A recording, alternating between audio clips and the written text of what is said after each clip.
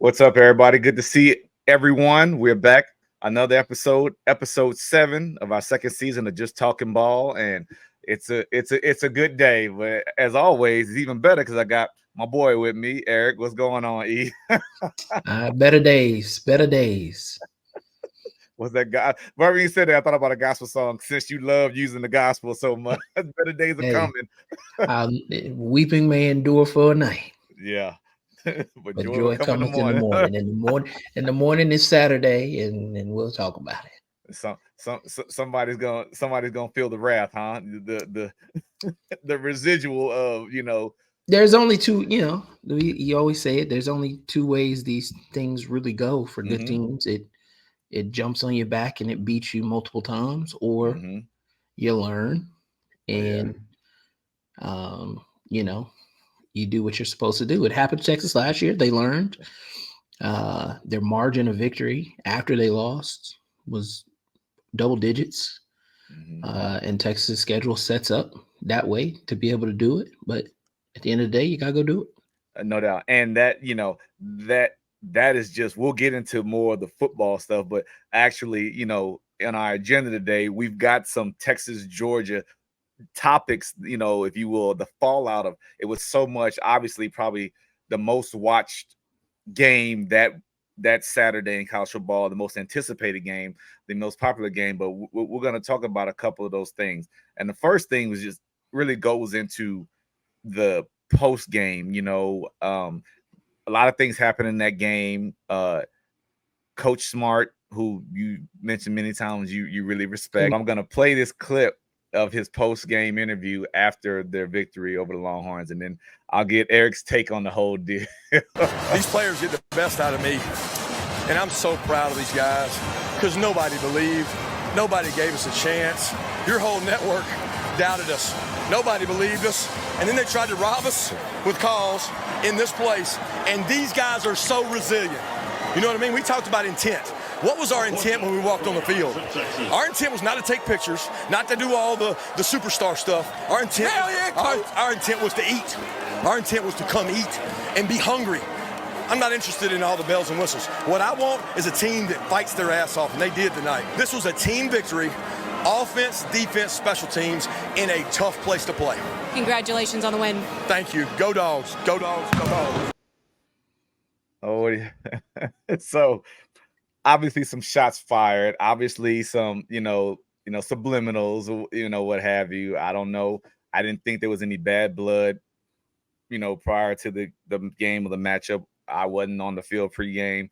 I wasn't at the game. Was there something special pregame that went on, or what do you think about what Coach Smart said? So first and foremost, this has to be among one of the greatest examples of why some coaches are just great, because somehow in the majesty of all that is college football, a team or program that has only lost 3 games in the last 4 years, and all those 3 games came to Alabama, have not lost to any other program in almost nearly 4 years. Multiple national championships in that same time span. He was somehow able to weave this story and get this belief in his team that they are the underdog, Mm-hmm. and nobody believes. Mm-hmm. And the team that was preseason #1, nobody believes in us. We're number 5. We're the #5 team in the country, and everybody thinks we're dog. Yeah. And it's one of those things. And him and Sark are great friends, so I'll leave that part there. That I know specifically, there's no bad blood between the programs, but it is a sign of his greatness. I'll give him that. And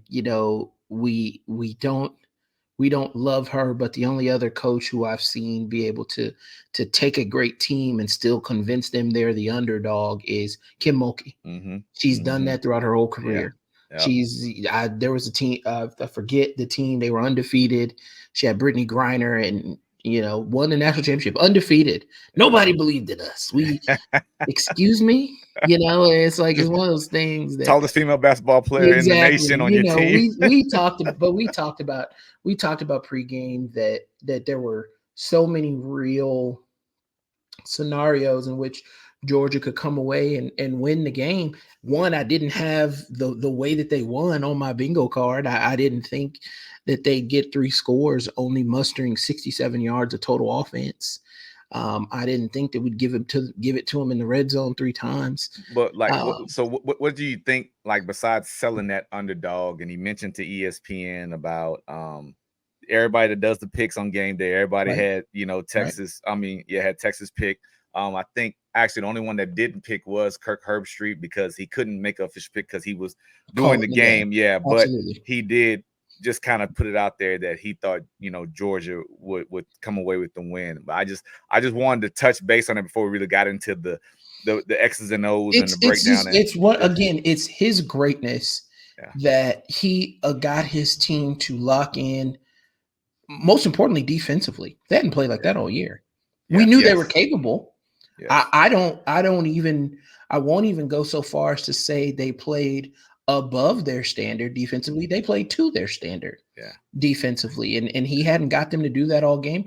But I think, and this rounds the corner back into my Texas fandom, I think it's because you're selling the underdog role, but you're also selling you better lock in before you get your ass whooped, because if we come in and do what we did at Alabama, if we come in and do what we did at Mississippi State, we're going to get blown out of this place. And it's funny you said that because he did mention it in the extended interview. He talked about how well his defense played last week, but they still got embarrassed, and he said, you play well, but you still get embarrassed. You better find a way to turn the corner. And, and that's what they did, man. So throughout that, there were ups and downs in the games, especially it looked lopsided at first, and then Texas kind of got a little bit under themselves and slowed the game down, got some scores. But did it look lopsided? Did it feel lopsided on TV? Watching it on TV in the beginning, it did look like it could get out of hand. It looked like they had Quinn was rattled. I mean, I told you, we talked throughout the game, but I told you, like, my only concern, I really didn't pick anyone, but I mean, I felt just the way Texas had been playing, they were going to win. But I also had in the back of my mind that if Georgia, I hadn't seen Georgia show up yet. I haven't seen the hard-nosed, physical, defensive dominance that they are known for, with Coach Smart. I hadn't seen that show up, and they showed up on Saturday in Austin. And so, as we move around this whole thing, summarize it, it's Thursday going into, another week of ball. This is kind of at the end of the cycle, but there was a controversial call towards third quarter, I guess, where, there was a pass interference called after Texas got a pick and got tackled at the 1 yard line, or they picked six it. I can't remember. They got tackled. I forgot he got tackled. They got tackled at the 6. At the 6 yard line. And then the pass interference was called against Texas. And I mean, DKR as a whole came alive. And I mean, stuff was being thrown. Stuff was, I mean, I've never seen that in my life. You see every now and then, like, bad, at the end of a game, they're mad about the way the game ended or whatever. But like in the midst of a game, I've never seen a student section throw on it at their own place. And but what I will take one positive out of this, and I'm gonna let you kind of give me your take on it. That the way the cheer, shout out to Texas cheer and spirit and Palm Squad and dance, whatever, ran out there and I cleaned it up. I mean, just the big picture of don't act like this. It wasn't like they was like in unison with the student section to say, yeah, keep throwing more. No, get this out. Let us finish the game. And then that's when the discussion came about, okay, flipping the call, which you and I talked about as well. And I didn't agree with it, not because it was Texas, but because that is a unreviewable call or penalty, should I say. And explanations had been flying. Obviously, SEC is investigating, but basically they saying the ref erred on the side of decision making or the call and then reversed it. Now, I don't know all the ins and outs of the rule book, but I know that's not a reviewable call. 1, 2, referees make mistakes on calls all the time. We see it every football game, and the team has to live with it. The coach complain about it, they'll do some that, but that was at a pivotal time in the game that would put Texas down by 1 possession, I think, if I'm not mistaken. And it was just it seems so flagrant in the midst of how it happened, the way it happened, who it happened for.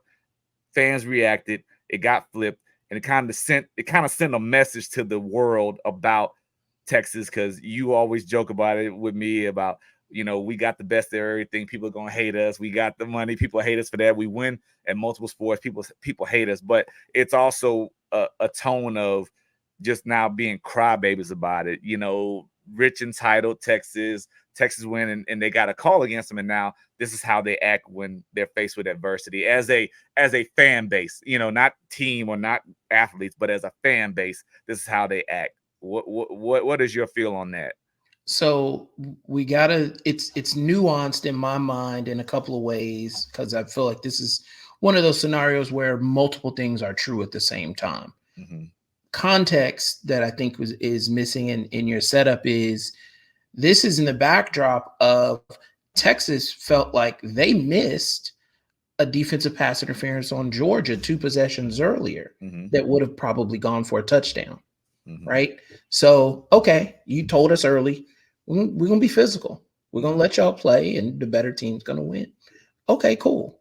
So Texas then rises to that standard of physicality. And then not only was it not pass interference, it could have been offensive pass interference. I was about to say, if that's the setup and that's the tone, then it should have been a no call. No call, period. Right? I will say that. But okay, cool. Even if we hadn't already, because we talk about this a lot.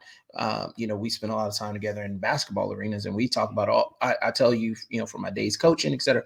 All you ever want is consistency. Yes. And then it's on you as a coach, it's on you as a team to adjust around the officiating. This is the tone of the game today. This is the tone of the game. This game. Yeah, this and game okay, right cool. We don't want to be involved. It's not going to be about us. It's going to be about the athletes. All right, bet. Let's rock. Okay. And then not only there were so many emotions, because like you said, the first half, you felt like there was a moment where, it could get away from you. Okay, cool. It didn't. You come out, you score, and then you get a stop. Or no, sorry, you come out, you score. They try to onside kick, you score. Then you get that stop. Then you get another possession where you don't score. Then you flip back to this. Now you're in this moment where you make that game-changing play, because like you said, that's what makes it, I believe, 18-23 at that time, something like that, somewhere close to that. Yeah. 14-23, something like that. Yes, that's it. Yeah. So okay, cool. And the call was just so unbelievably bad. I think that's was more of it. Of you have all these emotions of a game that's going to get out of hand, then you're back in it, then you make a play that really puts you back in it, and then they take it from you. Yeah. So nobody likes to get cheated, and I say that with all sincerity in anything, right? You can beat me, just don't cheat me. And it felt and it felt that way in that moment, that we were being cheated. So the student section, and they're kids. At the end of the day, they're kids. Yeah. They've been drinking all day, and that was a part of. I told you multiple times, GKR. I've been going to that stadium for 20 plus years. I've never heard it as loud as I heard it in that game. I never heard it as loud as I heard it in that moment. It was a legitimate moment that you kind of almost think the unthinkable of, like, this could get away. This could get out of control. Yeah. This could get out of control, because these kids uncharted territory. These kids are fired up. Yeah, uncharted territory for sure. In that moment, of all of that, you can't help but, and I think Texas will, the PA team and all that, I think they'll have to be introspective a little bit and say, we egg that on, because in that moment you're playing the replay and it just gets worse. The many more times you see it, the play literally just gets worse. And so they see it. They're midfield pretending to talk and not see this 300-foot jumbotron, up here. And they see it and they realize they made a mistake. Or somebody said when they were meeting, hey, You don't change this We call. got to get home. Somebody just sent me a message that you ain't gonna make it out this We got stadium to get alive. home. You know what I mean?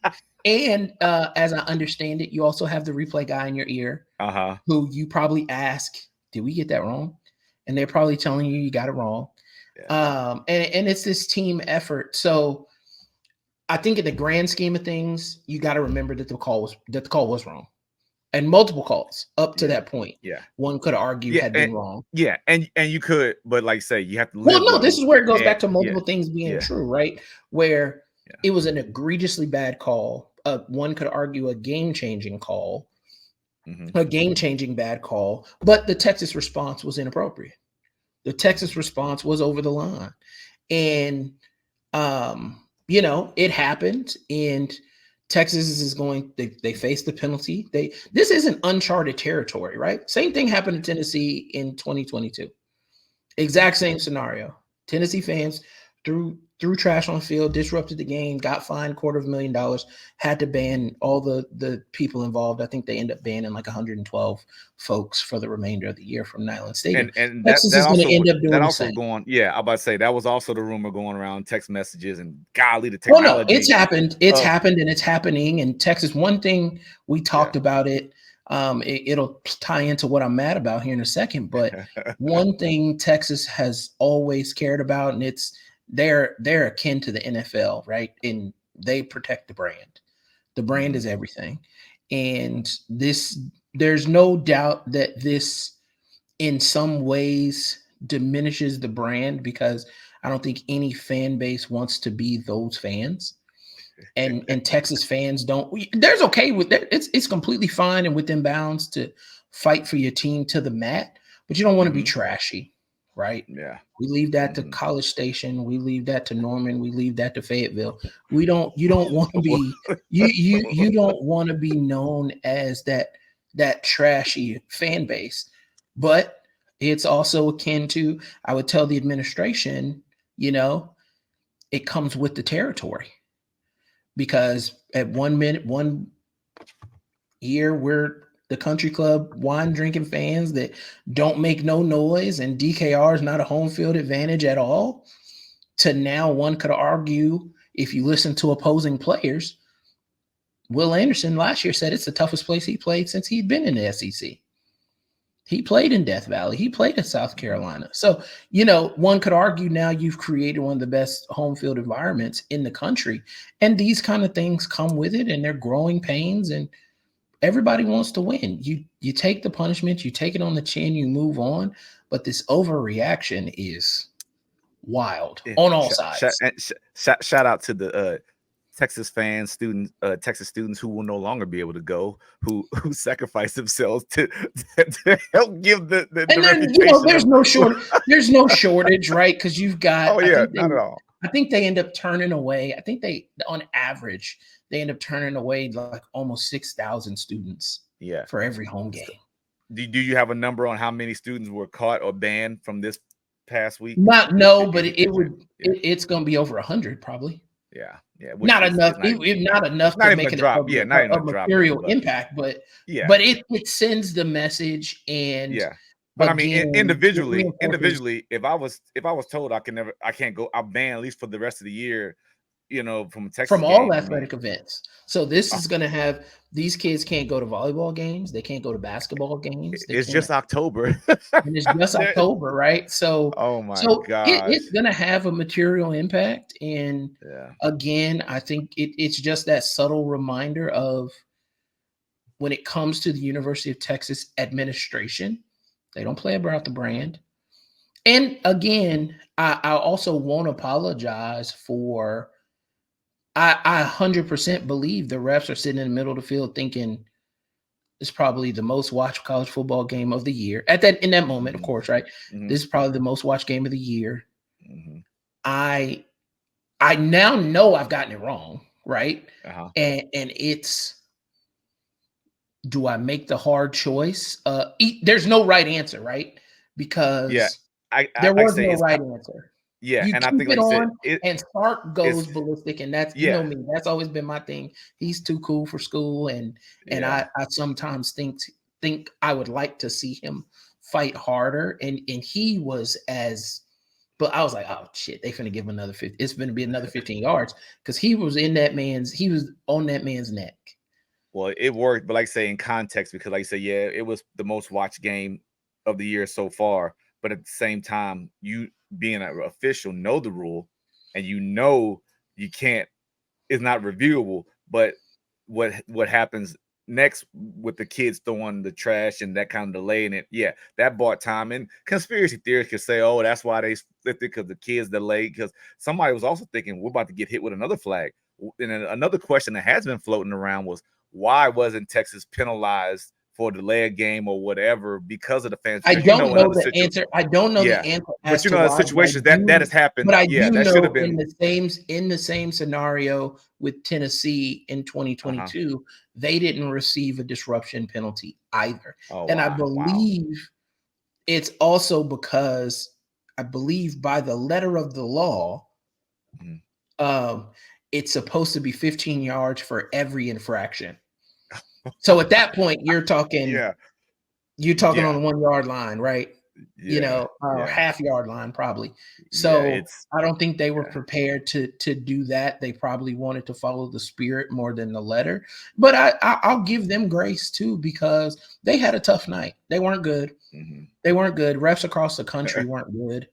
That's kind of On been the trend Saturday. throughout the year. Right. That's kind of, I mean, that needs to be the next draft pick. Let's up their pay. Let's take care of them a little better. Let's get some, Well, we need to make more. them full. We need to make them Yeah. full-time employees. We need Yeah. to, there are all kinds of things that you can do to bring them into the light because, I want to say it might have been Colin Cowherd. I heard say, everybody makes mistakes. Everybody has bad games. Quinn Ewers had a bad game. He had to go sit in front of the media and answer for it. Sark had a bad game. He had to go sit in front of the media and answer for it. Kirby Smart at Alabama, he had a bad game. He had to go sit in front of the media and answer for it. These refs can consistently have really poor performances, and even their reprimands aren't public, right? So, Yeah. You just create this culture of where you believe, Texas could get away with something like this, or an Alabama could get away with something like this because you don't have these people that have to come and answer for these things. And the league, probably a week from now is going to issue a statement about it. And well, we did this and it was right and it was wrong. And thankfully, I am thankful that it wasn't a defining moment in the game.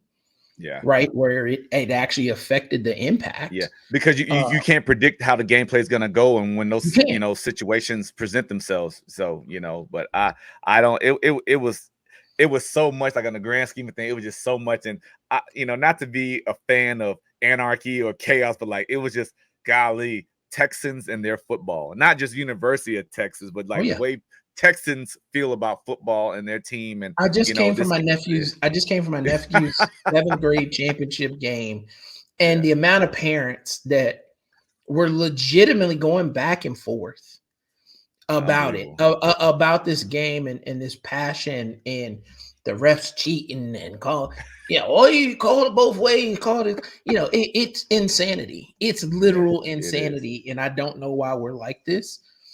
But we are. But I think it's because there's no transparency, right? I really do. And I think transparency would help everybody in a situation like this. Yeah, well, that'd be a whole nother discussion because you know how I feel about criticism with no credentials. But I'm not gonna get into that because we're keeping it pretty light today. I think what anybody wants is an answer. And when you don't have an answer, when you don't have, at a minimum, right? You have the referee from the game come in and say, at the end of the game, he's got to take questions like everybody else. Yeah, that is pretty good. What was this? What was that?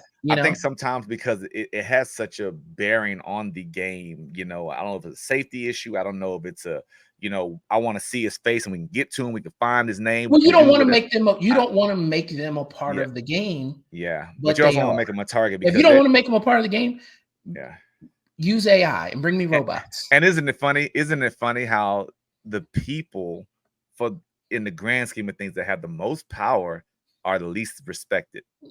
are the least respected Yeah, I and mean, are the least accountable. yeah, You yeah, have back yeah. bad officiating can my biggest problem, and we'll move on from it after this, Mhm. but bad officiating can cost someone their job. Facts, And it facts. it also is a breeding ground for conspiracy theories.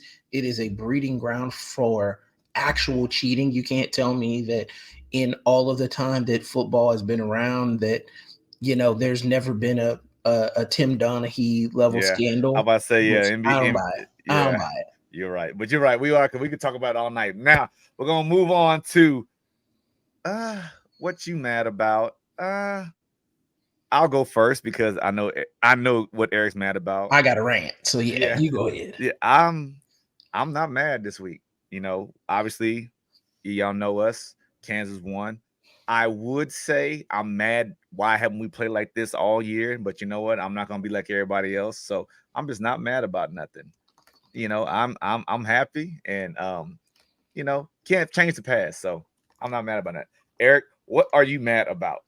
The overreaction, right? We just sat up and talked about it for a few minutes, but the overreaction across college football to kids being stupid it is insane, right? And Vanderbilt put a net up Here we go. in Yeah. the visitor section of the and it's trolling because Yeah. if we're gonna call a spade, hell, they should have put a net around the whole stadium because there's gonna be more Texas fans than Vanderbilt fans there. Bang bang. But that's just the fact. Bang bang. And Bang. Boy, so that boy shooting at everybody tonight, boy. Golly. those are just the facts. And I love it because this is how Steve Sarkisian this week can do what Kirby Smart did. We're going on the road. Nobody believes in us. Yeah. They think the game's going to be tight and our fans going to be so mad that the field or whatever. This is how you accidentally get your team dog walked. Yeah. Honestly, Yeah. this is how you casually make this game more than it is. And I am terrified of Texas just coming in and playing a regular game, and for Vanderbilt, this being another opportunity to announce themselves on the national stage. Mm-hmm. And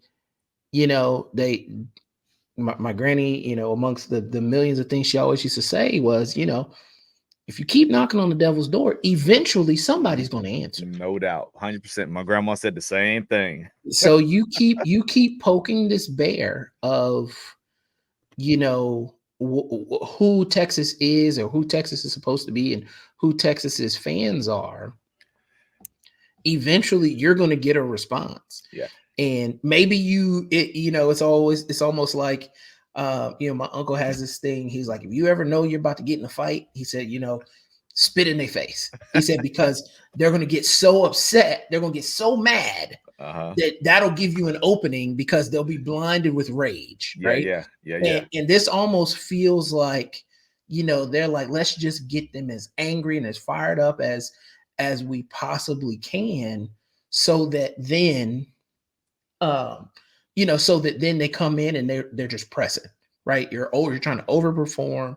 You're trying to do all these things outside of your character when just being you is good enough. But the overreaction just across the college football world to kids being kids is staggering. Yeah, and it's I guess because this Texas Georgia deal and y'all are going to Vandy, and it's like you're pull open a scab because like you're throwing stuff. Nobody was like shot at. Nobody was like. And it wasn't the fan. It wasn't the fan. It wasn't the adult fans. Yeah, like that's it what I'm saying. The people that know better. It was the kids. Yeah, now you set the tone though of Texas don't know how to act. Like you say, the brand and like where Texas can protect the brand.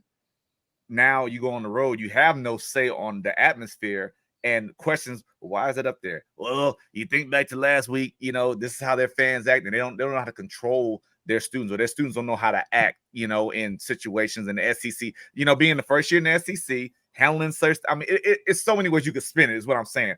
But again, the overreaction across that includes Texas, right? Well, we in the president's letter, he's like, we embarrassed ourselves in front of our new colleagues, and it's like, I don't give what they think about us in Fayetteville. I don't care what they think about us in College Station. I know you don't. I certainly don't even have the audacity to care what they think about us in Baton Rouge, because those are all fan bases that are legitimately regarded throughout the college football world as disgusting people, right? Just terrible people. So no, I don't feel embarrassed. No, I don't feel this, this, that, and the other. But I also believe this needs to be a call to the base of, I have long said, embrace the villain role. I'm about to say, yeah. Embrace the villain. The next song, they carry the boombox out when they're on the road.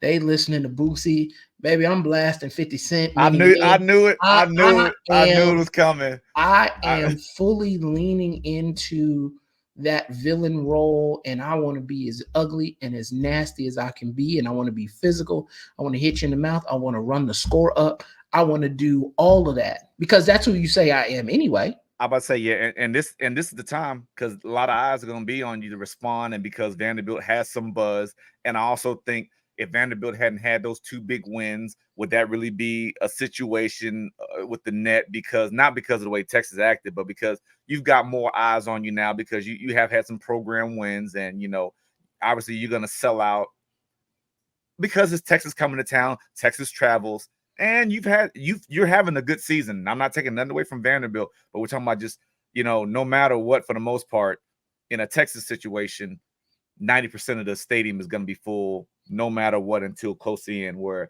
Vanderbilt is in a situation where, like Kansas, you got to show before they'll come. Now you build up some momentum, you build up some buzz. Now it's all about, we're going to this game, we're going. So, baby, we done bought up all them $17 tickets. Maybe ain't no Vanderbilt fans finna be able to get in the building. Shout out to Clark Lee, though, the head coach of the Vanderbilt Commodores. I'm a new fan. He called the University of Texas the flagship university in the state of Texas. So I know that made some folks. Made some folks upset. And he's got some Texas boys on his staff. I've got a buddy of mine that's from Central Texas that coaches.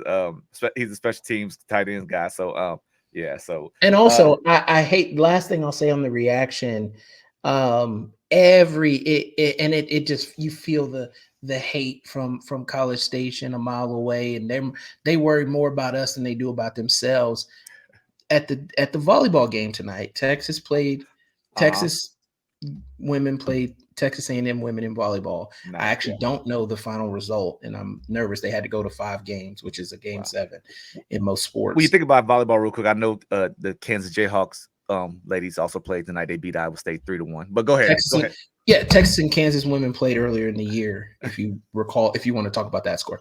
But I saw a Texas A&M fan wearing a burgundy shirt that said, "Welcome to the SEC, 35 or 30 to 15," and had the Longhorn upside down with the horn sawed off. Wow. The level of disgusting lack of self-awareness to have to wear not your score.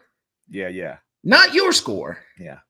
But another team's score is just gross. And I will second that. I feel the same way, like in a different sport, like I'm a Cowboys fan, and the Cowboys are playing the Browns, and then here comes a Eagles fan, and they're on a bye. Like, nobody wants to see your damn jersey, and the Cowboys are playing. I mean, why? Like, that's troll behavior. That's a forever little brother mentality. I don't care what the series record is.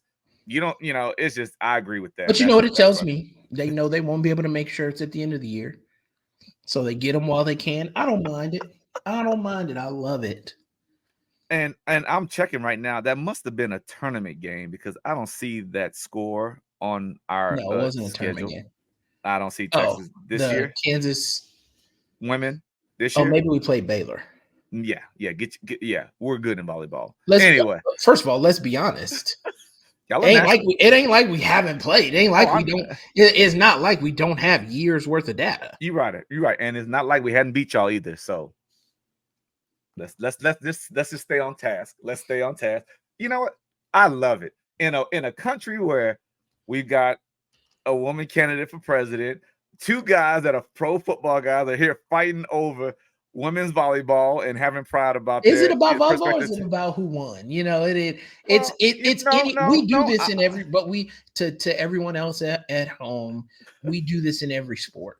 I think there was a day, I think we played in I think over the course of a weekend, I think we played in 3 sports. I don't recall because I know basketball overlaps with baseball and softball. Yeah. And I do remember last year, we talked about baseball and you kind of brushed me off because Kansas had, mollywhopped Texas in baseball last season. They won a game but lost a series for what is important.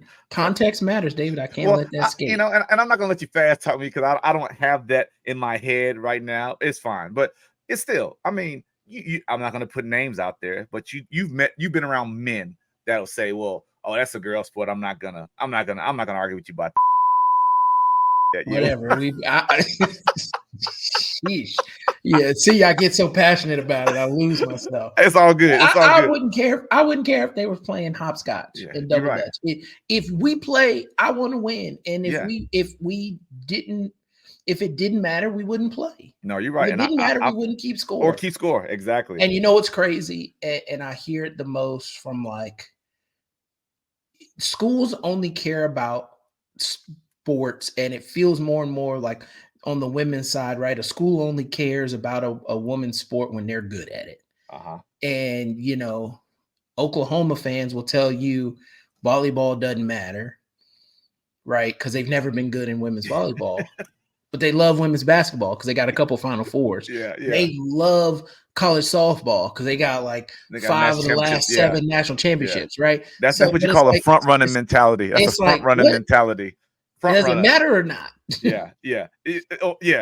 Anyway, while I got you fired up still, let's just roll right into the recap and the Vandy preview from your perspective. We're going to go right into it.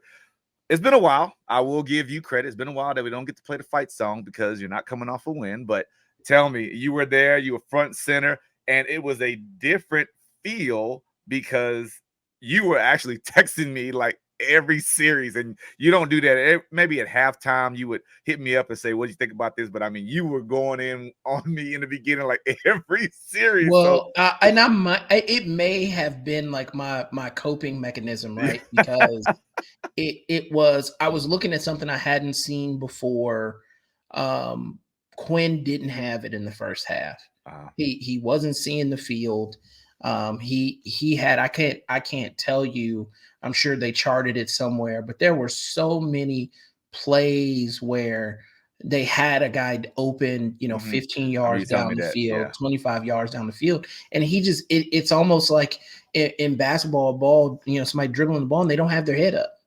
They're wide open. You just got to throw it. And, that's a credit to Georgia. I think he was looking for some things based on what he saw on film that didn't come true. So he might have been seeing ghosts a little bit. They sent some early blitzes and touched him a little bit, maybe a little more than he had been used to. But some of the positives, our defense was incredible.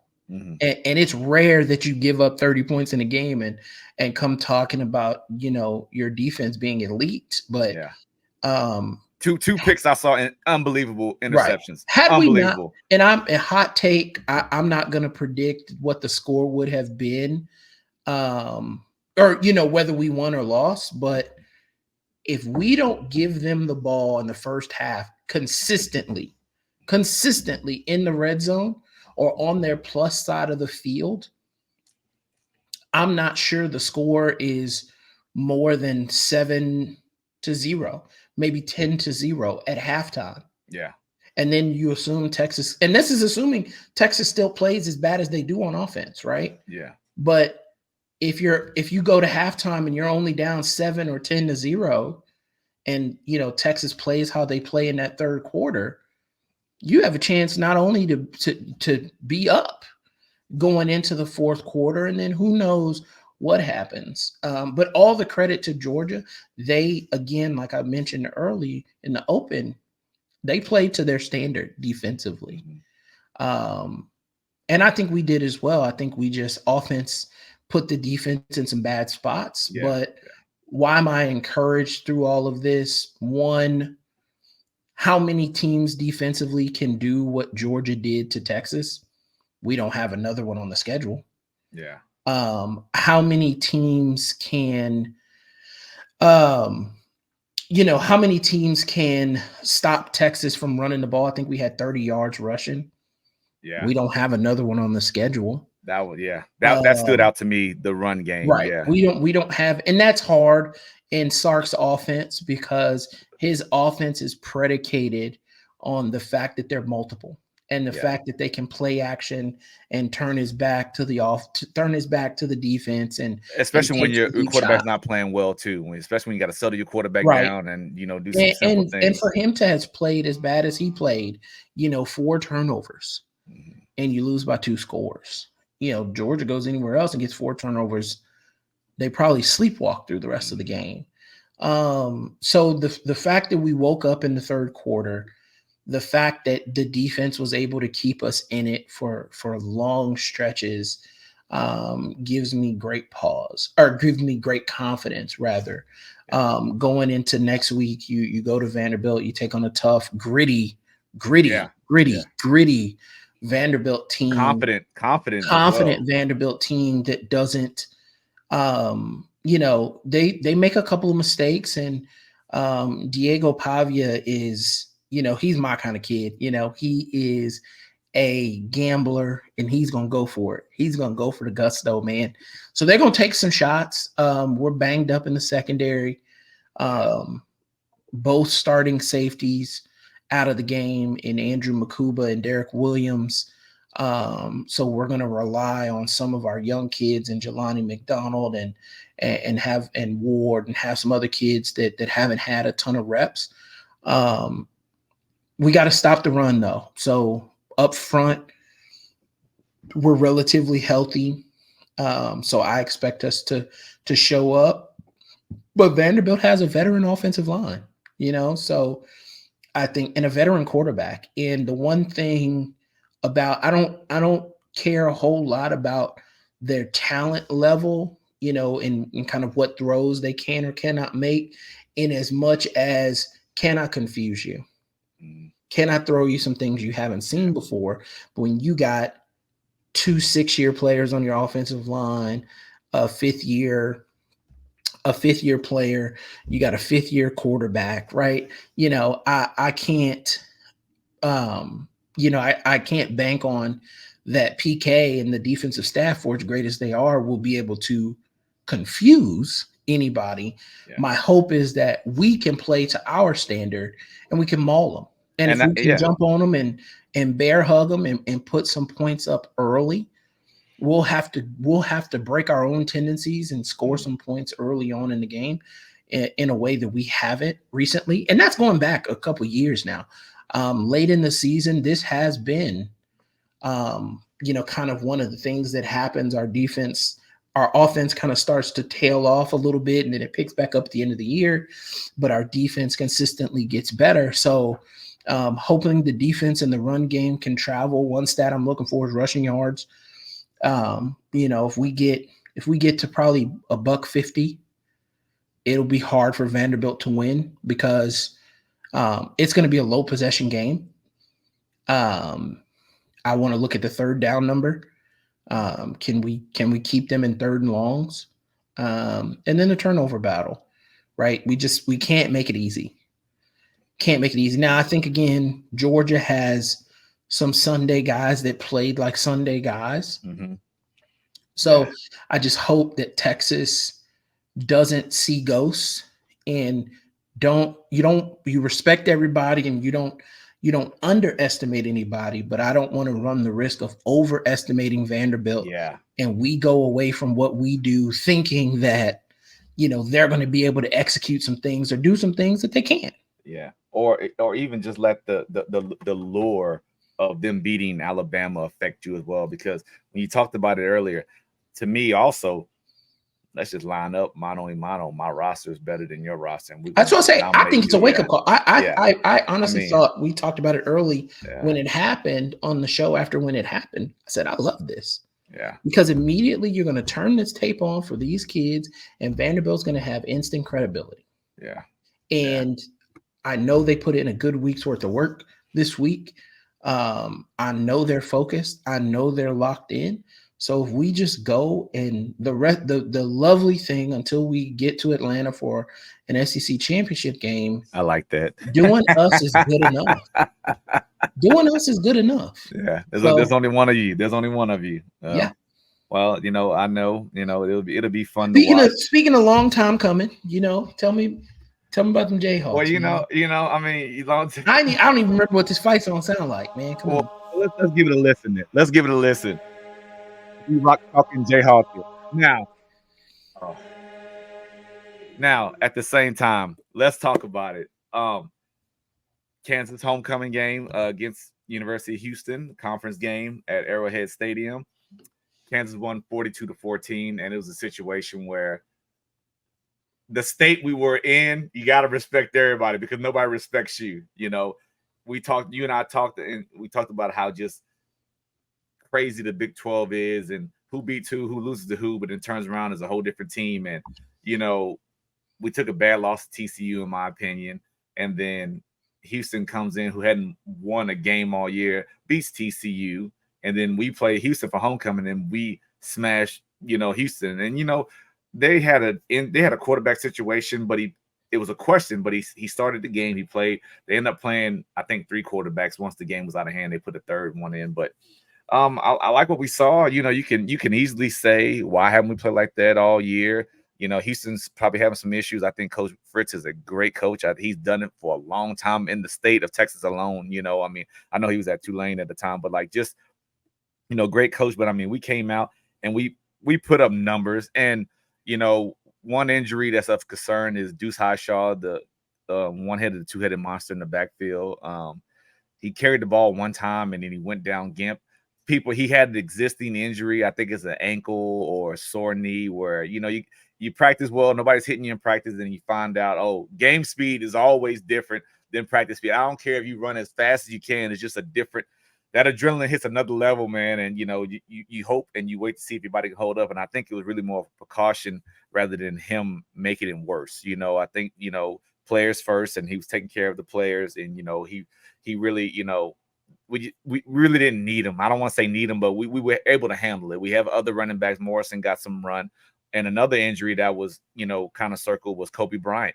And Kobe Bryant hadn't really practiced. And even up to the day or the day before, he was considered to be doubtful, So I'm like, and then he shows up and he starts and he has 3 interceptions, ties the school record, 3 interceptions against Houston. So we looked good, man. I mean, I didn't look at any numbers because you know what? We need to get this one underneath us. And in my opinion, as far as numbers and we didn't turn the ball over. And I think Jalen Daniels here's a stat. You always like when I come up with something. I think he's one of 7 quarterbacks who don't have a turnover in the month of October in FBS.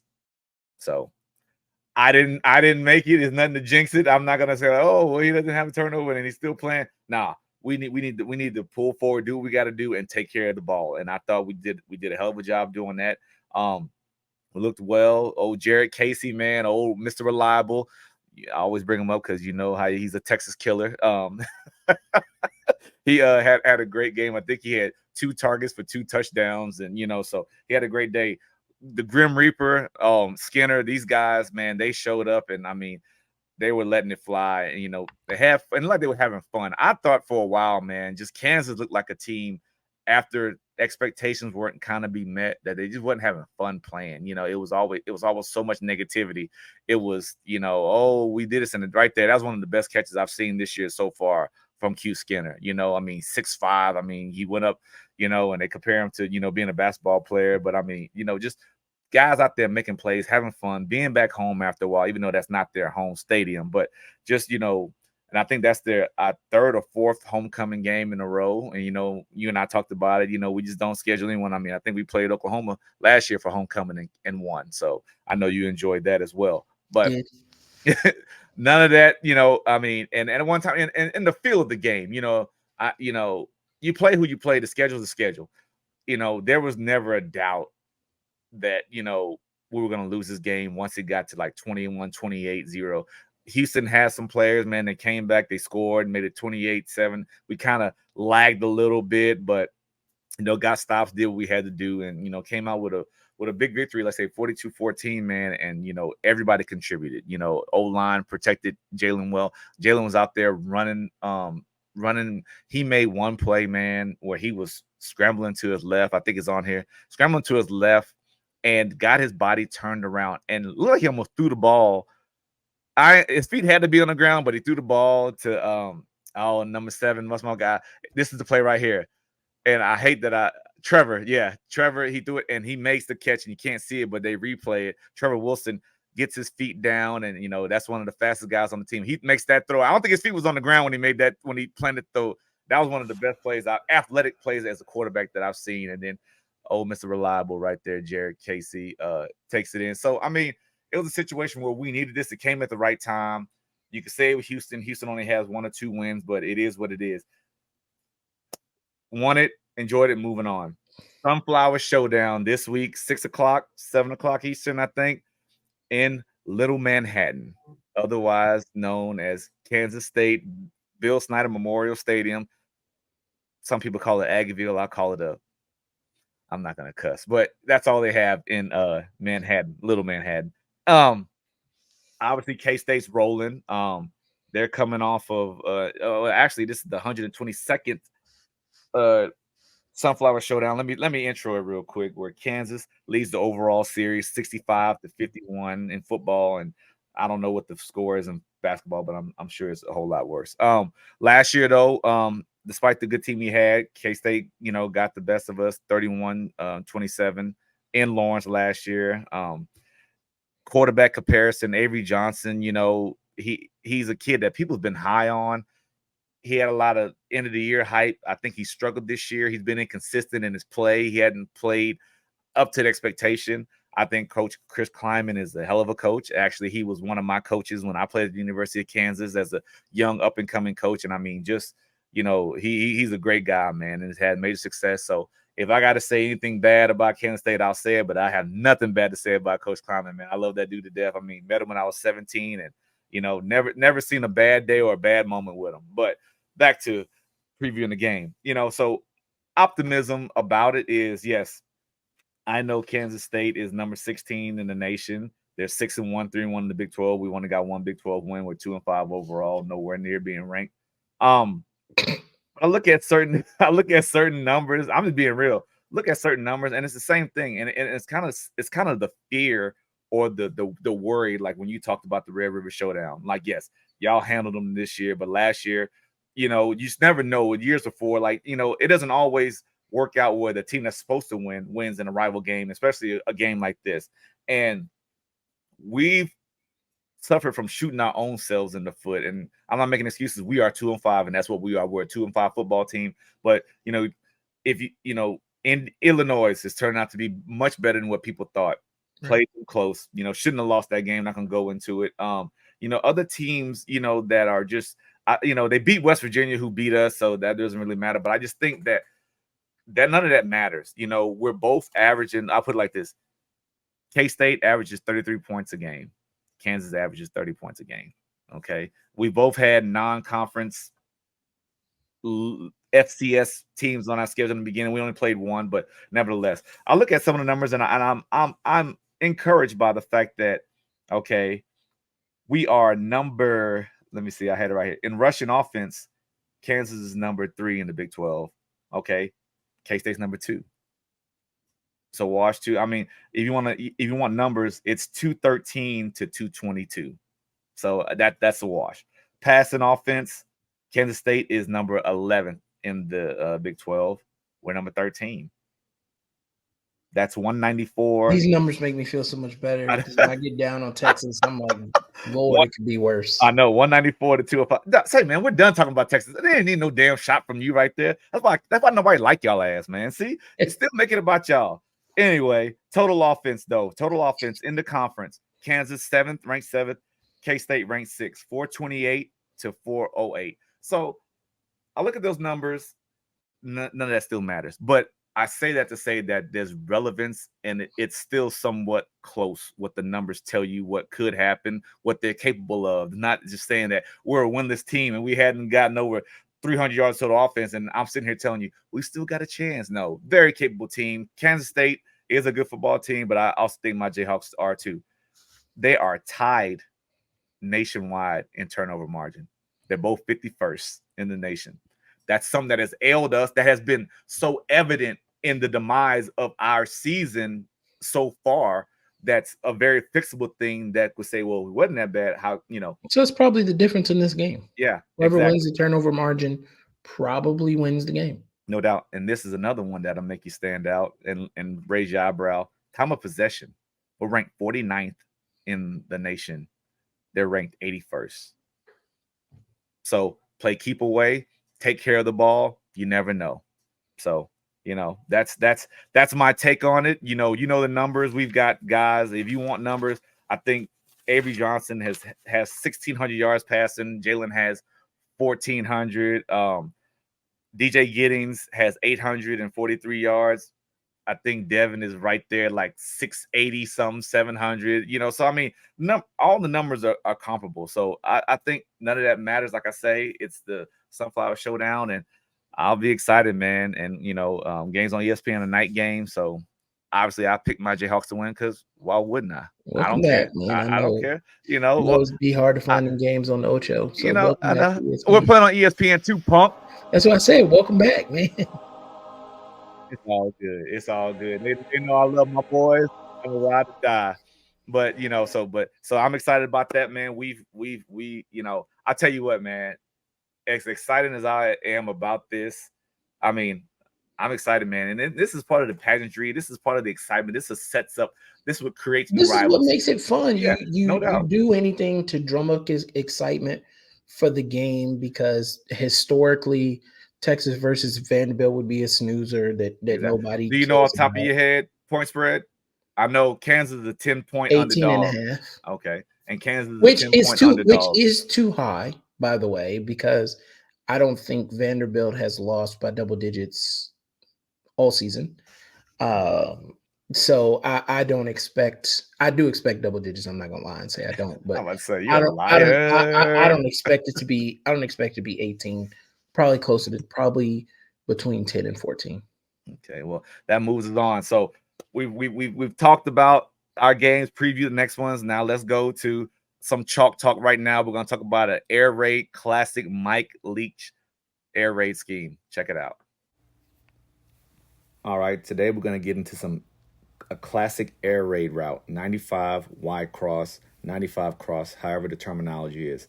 First pioneered by Mike Leach, Hal Mummy, guys like that. Okay, so let's start with the routes first.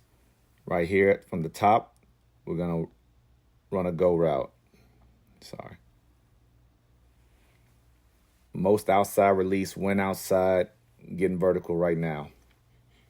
Slot receiver right here, got an out route.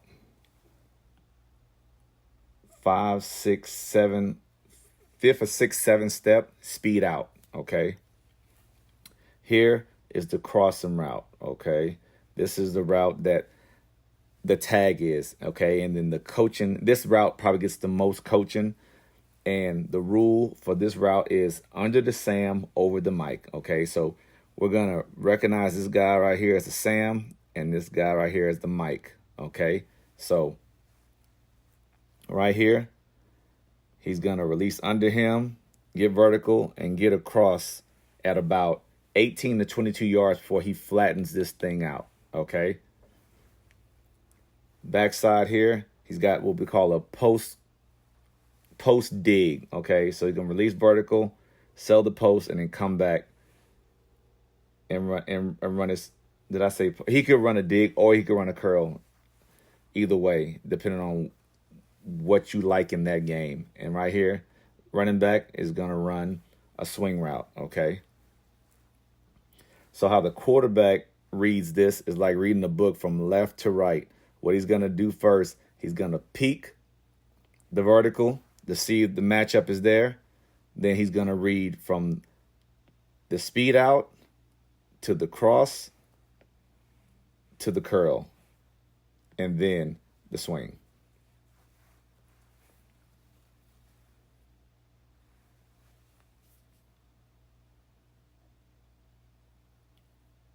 Drops a dime right there on the opposite hash at about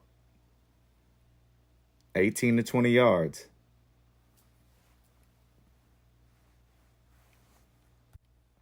As you really get into this route, you'll really see that it attacks the field or attacks the defense vertically as well as horizontally, okay? And what I mean by that is this speed out, horizontal stretch. This swing, horizontal stretch, okay? Now, vertically, the go route here, the crossing route there, and even pushing vertical to come back, dig, or curl. So this really attacks the whole field, and it gives the quarterback so many options to decide what he wants to do pre-snap or through progression, left to right. 1, 2, 3, 4. So I hope you enjoyed that. Chalk Talk 95 wide cross is a route that has been used, is being used, has been switched up so many different ways, but it's a classic route, and it is a effective one in any offense that you run when you need to throw the ball and stretch the field horizontally and vertically. All right, man, we've come to that. We come to the point. How did we do last week? You know, finally, because my Jayhawks led the charge. Okay, I that was a bad. Normally, I don't pay attention, but that's a bad pick. Well, I have 3, so that's a mistake made by the production team. I actually went 5-3 overall. 1, 2, 3. Yeah, 5-3. It's fine. Yeah, I should have known. I was like 5-3. That's too close to 6-2. I should have.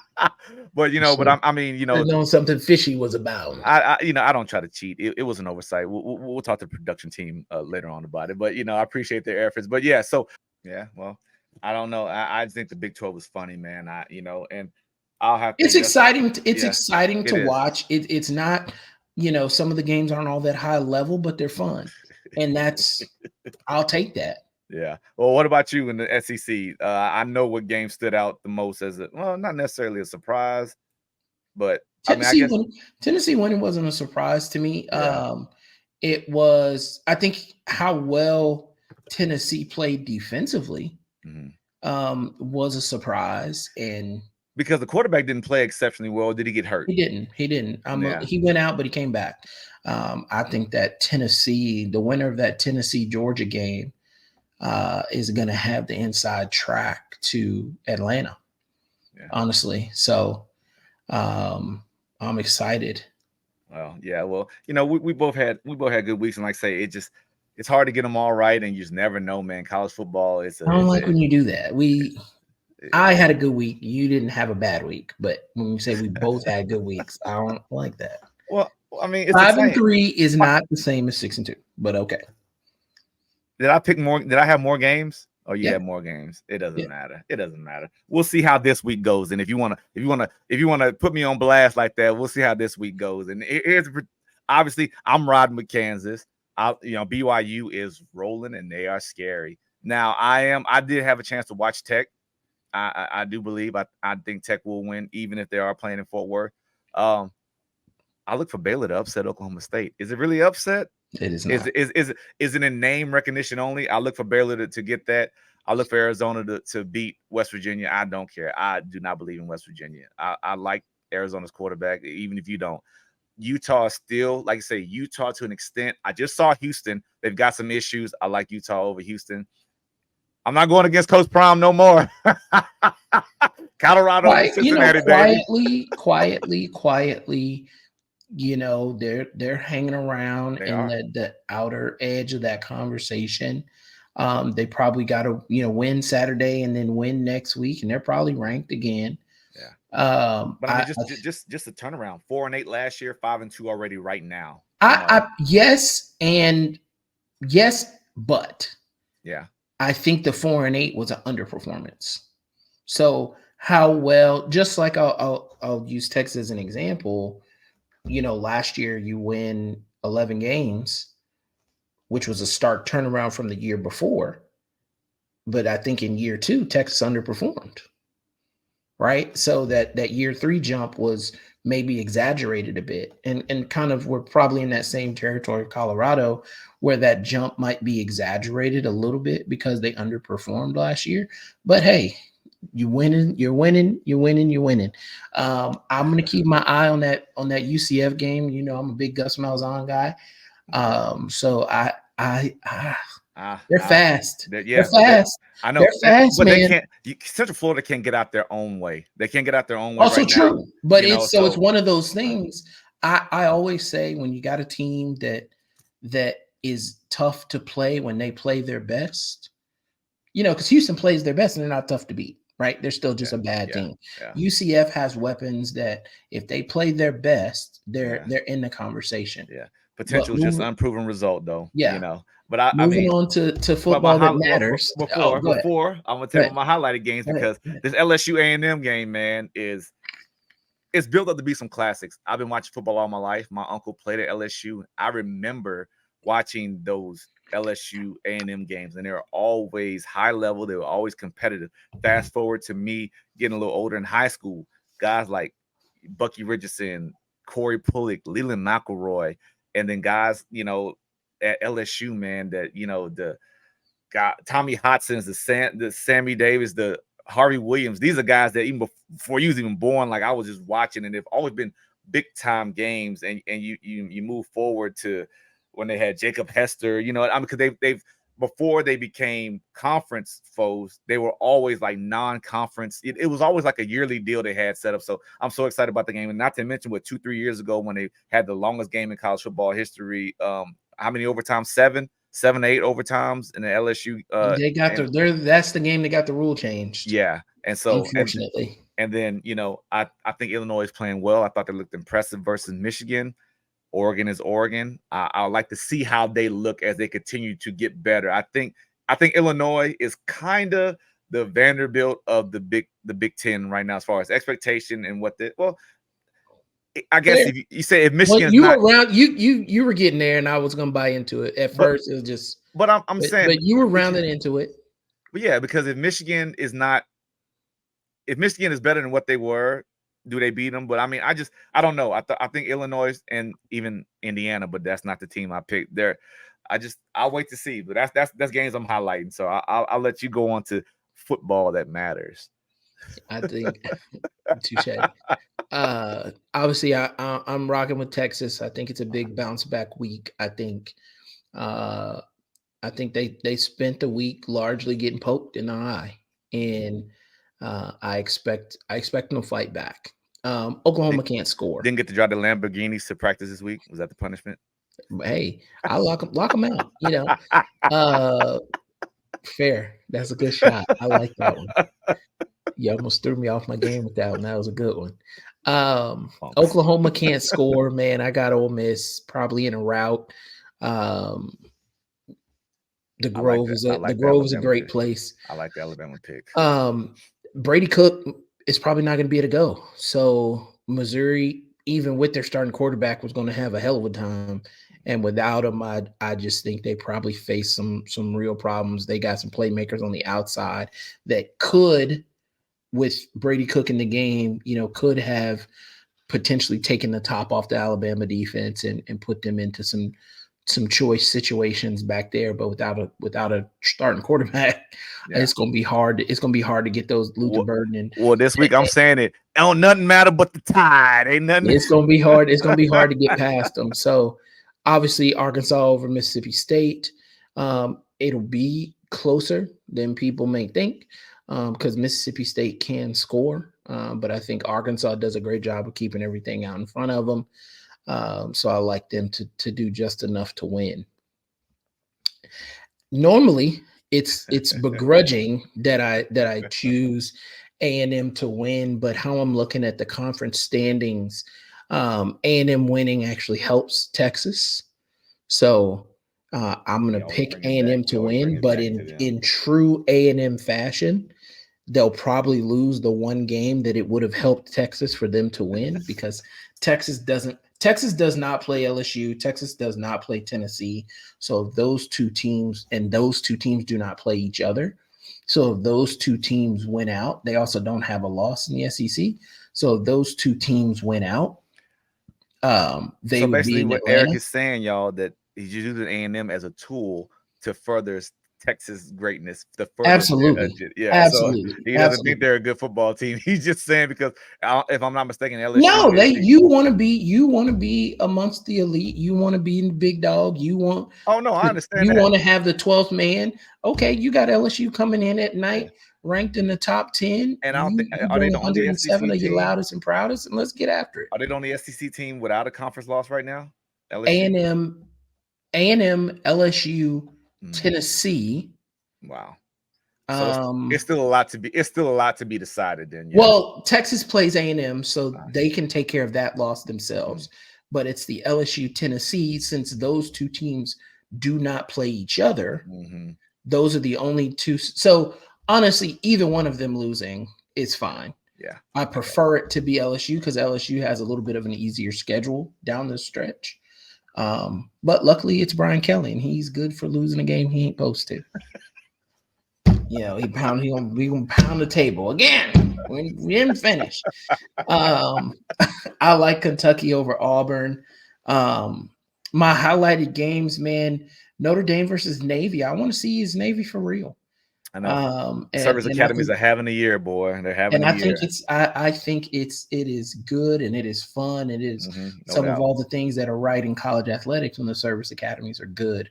And then also SMU versus Duke. I'm a huge quarterback. I'm a huge fan of Duke's quarterback, Malik Murphy.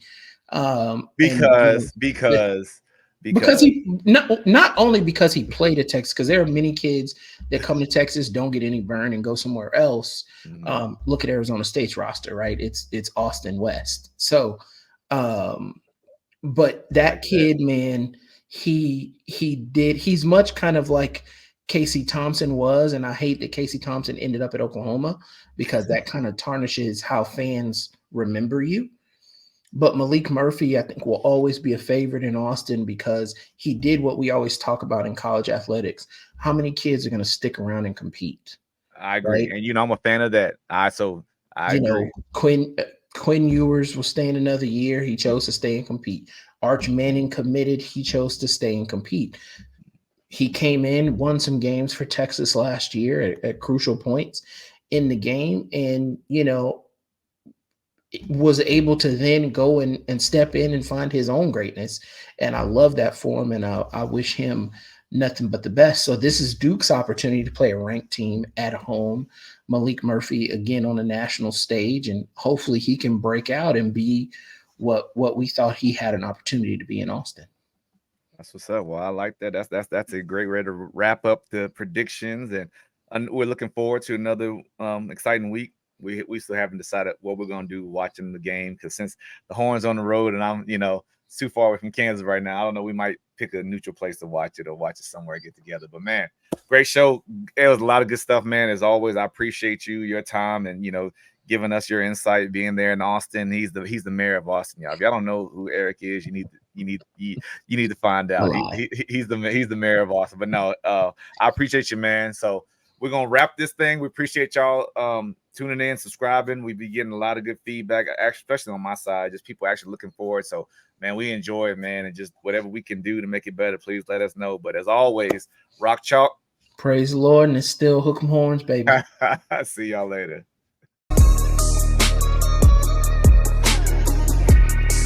Hey, see y'all from Texas.